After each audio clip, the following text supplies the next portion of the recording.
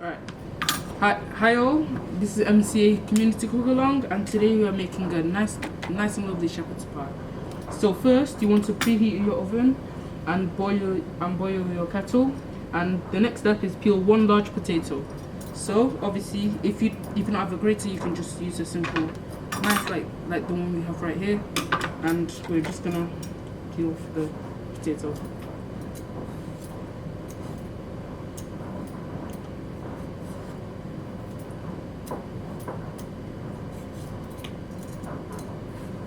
While I'm working on this, my partner here could get the water ready. So once your kettle water is done boiling, you just put it into the pan. Making sure the pan is obviously on. And then while he's doing that, I'm going to do a stock cube as well. So I'm just going to fill up.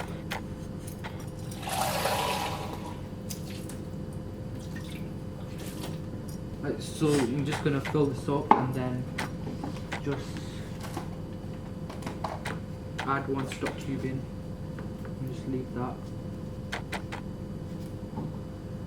Just like that. And now when your potato is fully peeled, you are going to want to cut it up into big cubes.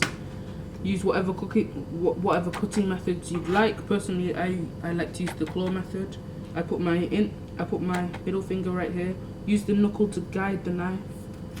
Easiest to start in the middle, then again, then just keep quartering it until it looks about even.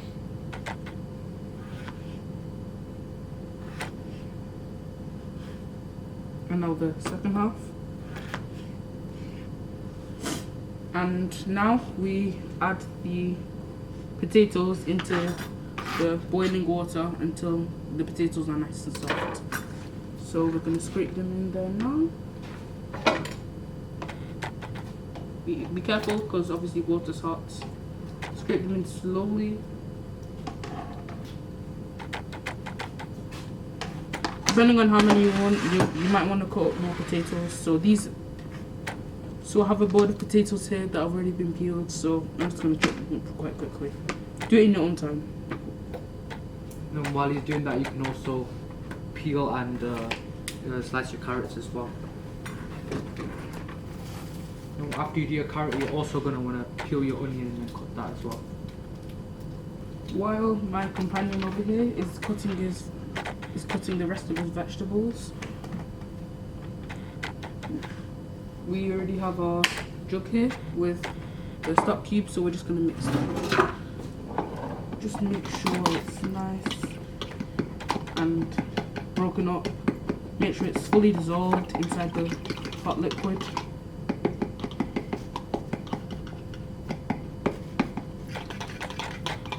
And if you see it's not dissolving, it's clearly not got enough hot water in it.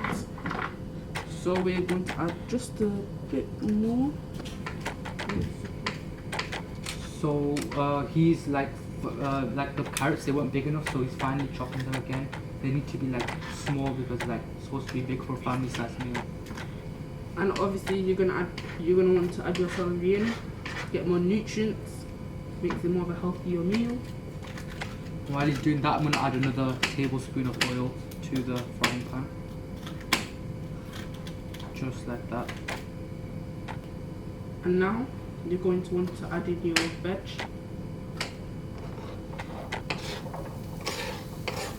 As you can see, you can start to hear it sizzling because we heated the pan. And make sure to cook this on a medium heat for a few minutes. As he's doing that, you need to turn up the heat, which has already been done. And then you need to add your... Then obviously you want to add your minced lamb, or else this wouldn't be a cottage pie, of course. And now you're going to want to add in your minced beef.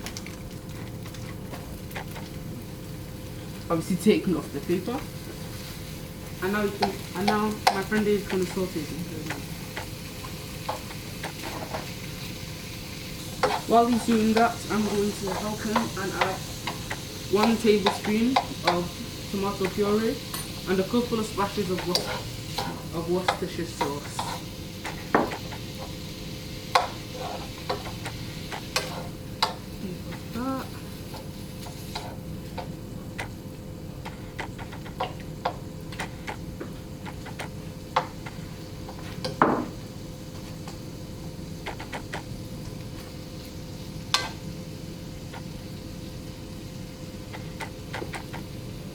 tomatoes in. Mix it all in.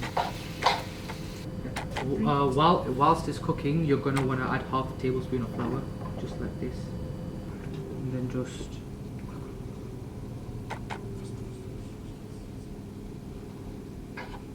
Then you're just gonna want to stir that in there. Get it real nice. Now you're going to want to put your vegetable stock in. Let's pour that in there. Personally, I like to add some mixed herbs, add in some very nice flavors. Don't need too much, maybe a pinch. Pinch should do just fine. Sprinkle that in there. Nice aromas. So you need to check if the potatoes are soft enough. To do that, get a knife and like just gently poke it through the potato. If it goes through very easily, that means it's soft enough. So all they're done, so I'm going to take the potatoes. I'm going to pour them through the colander to drain all the water. Just like that. Another safety tip here. Obviously, hot water is quite dangerous. You can burn yourself. I've had experiences with that myself, and you really don't want that. So just make sure that you're being really careful when you pour the hot water in. Not too fast, but not too slow. You need to get stuff done.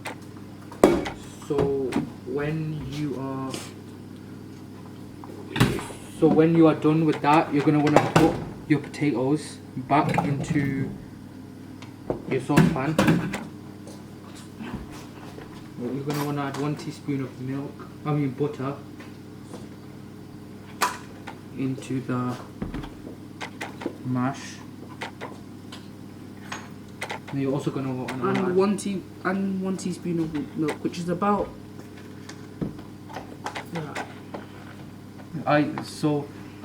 once like you have put all that in, you're gonna start mashing. Now it's preparation time. So once your meat is like this, then you'll know it's fine. So we're gonna put it in.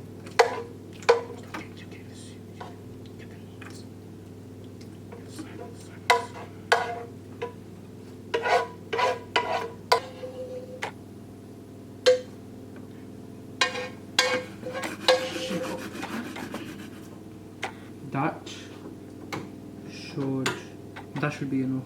So you're going to want to turn off your heat on the pans. And while he does this, I'm going to add my mash. So I'm just going to pour it slightly.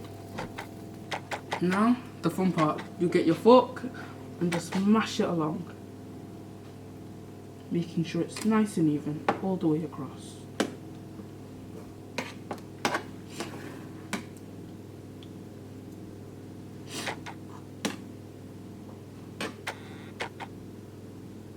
If it doesn't look like enough, you can just add a bit more mash.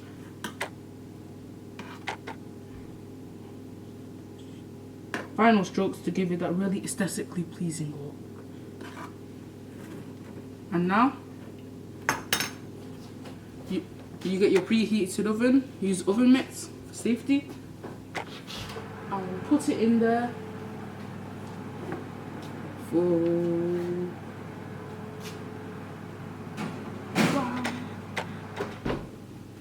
and now you're gonna bake for 15 minutes. See, this was a really easy dish. Not very hard to make. But make with your kids. You can get them touching the veg.